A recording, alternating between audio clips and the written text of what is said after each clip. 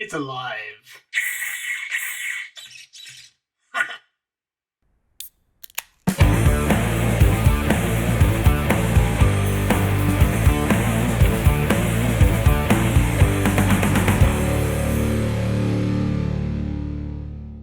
Welcome to Reefs RC. I am Joe. I'm your host on this episode 2 of Joining the Mile High Crawl. Hey, I got it right. In this video series, I'll be talking about my journey into the underworld of comp crawling.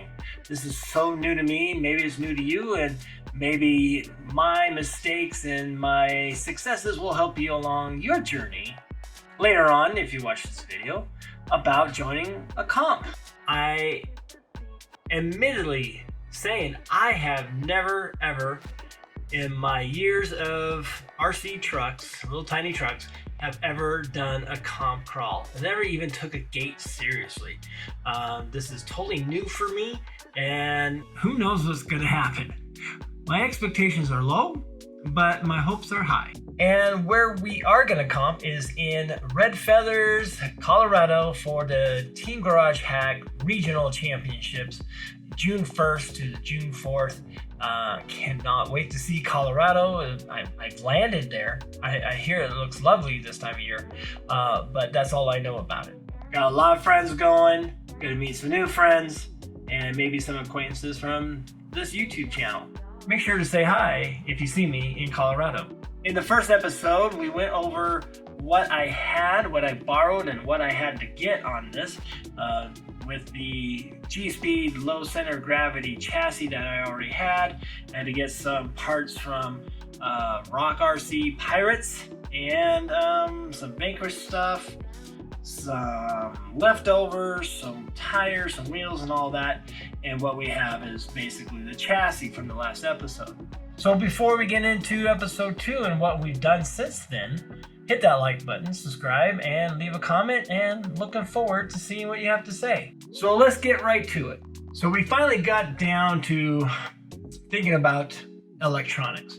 And usually I'm a Holmes Hobbies kind of guy, and with servos and motors and everything like that. But I thought, well, comp is new, so why don't we try something new as well with different parts, different manufacturer. Reefs RC was a company that I was following and had some parts here and there, some of their products and my other little tiny projects in there. And I thought, this is probably the right time to use them again. So what I have initially is the 888 servo for steering. This thing is direct power, and I have it powered through a 3-cell LiPo battery. I also teamed it up with a Reefs servo arm just for the heck of it, and programming it at 3 cells there to handle 3 cells. It can handle more, but this thing's throwing rocks seriously to the side. It just wiggles all on its own and very powerful. Looking very forward to using this and really enjoying the Reefs experience with that servo. Teaming up with that is the internal winch from Reefs, and I got the 800 IS. This servo winch has a built-in controller, so all you have to do is hook it up right to your radio and program a channel, which I did. I did have to relocate the servo a little further back on the servo plate from Rock RC Pirates. It was too far forward, and for the body options I want, they were hitting it. So simple 2-hole drills in the plate aluminum, and I got exactly where I wanted. So again, thanks to Reefs RC for 1, having such great products available. That's always a bonus. And 2, just for helping me out here on the Reefs RC channel. And thanks to Reefs RC for helping me decide on what to use for this build. Motor wise, I was going to go with a brushed Holmes motor that I had laying around and ESC with that. The space is limited in comp trucks, so I went with an all-in-one. I went with the Hobby Wing Quick Run Pro 2300 kV ESC brushless motor in one. I had to shave off a little bit of the Vanquish skid plate on there just to give enough room for it to fit in. That was actually really pretty easy, and it's in.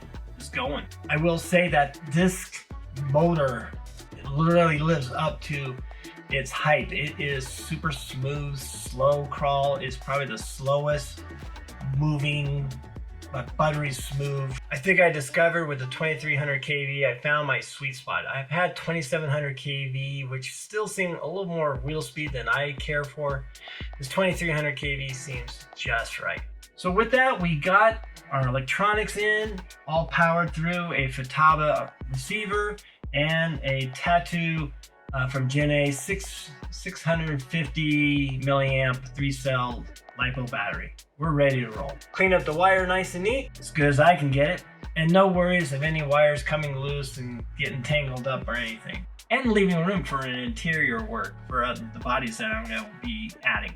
So with that, the focus is now on the transmission. I was a little hesitant on how much overdrive to put in, and what I decided was, let's go full overdrive, experiment with it, and if I don't like it, it'd be easier just to take something out and see if I can find that sweet spot that I like with overdrive. But I did change my VFD Vanquish transmission to be a little bit beefier. I did add a motor plate. I also added the VFD aluminum standoffs, mostly because they do look cool. But inside the transmission, I switched the gears out from the center gears into the machine gears, hardened steel set, just for peace of mind. But also with that, I changed to the VFD overdrive gear set as well. That gives me about 21% overdrive capability to the front, which should help with climbing and steer. And I need all the help I can get. Going to the rear transfer case of the rear axles, to add a little bit more overdrive, I added underdrive. In the rear axle, I put the underdrive gear set of a 32-tooth spur, 8-tooth pinion, and that gives me a total of a 30-ish overdrive capability. For me, this is the most overdrive I've had in any of my RC trucks. How will I react to it? Will I get used to it? Will I benefit from it? Will I dislike it? We shall see. We still gotta test this sucker. We forgot to talk about the wheel. I do have two Class 1 sets. I'm gonna try out, obviously, the high racks from Proline, and they're mounted on some Vanquish wheels with some Vanquish brass hubs there, 225s and 350s in the front.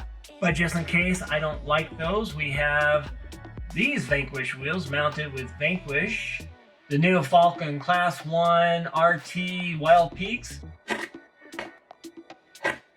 Super sticky. We'll see which one works the best. I'm thinking scale-wise, Class 1 always has to look good.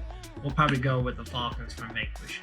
And then when we're running Class 2, we'll just slip on the Vanquish VXT2s.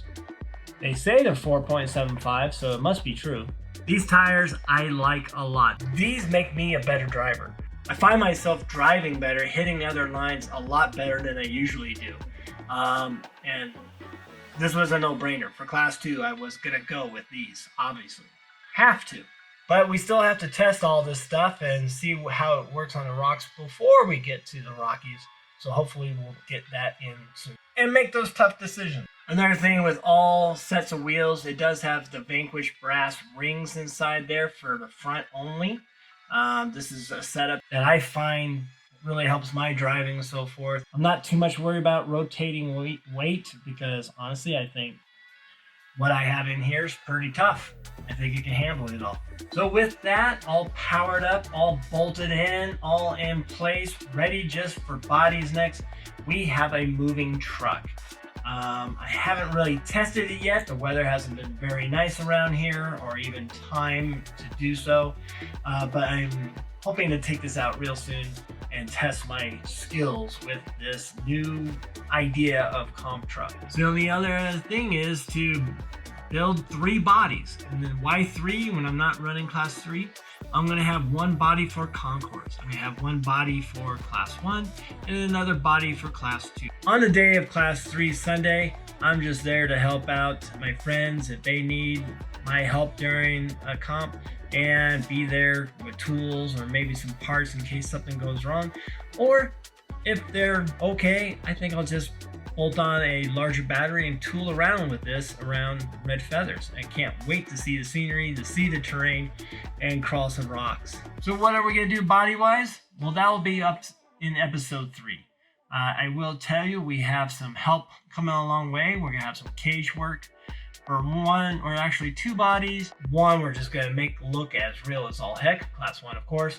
And it's going to be taking some time to sand, to paint. I'm looking at paint schemes already, and I got to make some final decisions, especially by class 2. The body that I have in mind, no spoilers yet, but it can work, but maybe it can't. So we'll have to see. At least not with this chassis. If it was more of a more modern, lower center of gravity, flat rail chassis, I bet it would work. But because this is a 2016-17 G-Speed LCG chassis, maybe the shock tower is a little too high. Maybe, I don't know, just maybe the geometry doesn't quite match up like it should with the body that I'm thinking. But as Tim Gunn says, we'll make it work. So that's it, folks. That is for episode 2. Not much, except that we got a truck all put together, and we're gonna have the fun part of making it look good and crawl good and have fun. Again, thanks to Reefs RC for the help with the decision making on this truck, and thank you for liking, subscribing, and hitting that like button. Leave a comment. I'll get back to it as fast as humanly possible. I hope you're enjoying this series, and I hope you are looking forward to joining the Mile High Crawl 2023. Thanks for watching, and we'll see you on episode 3.